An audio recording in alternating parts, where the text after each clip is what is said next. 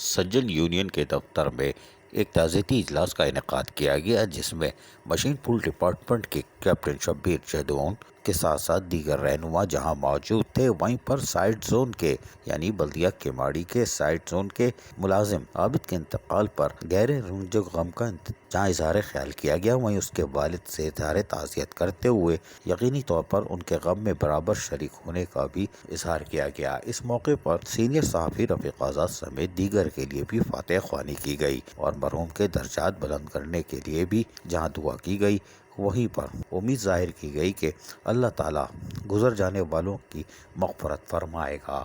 عزیز عارف، KBS بلدیاتی news Karachi. ایسی ہی خوبصورت ویڈیوز فیوچر میں حاصل کرنے کے لیے ریڈ بٹن پر کلک کر کے اور بیل آئیکن کو پریس کر کے ہم سب کے سبسکرائبر بننا مت بھولیے۔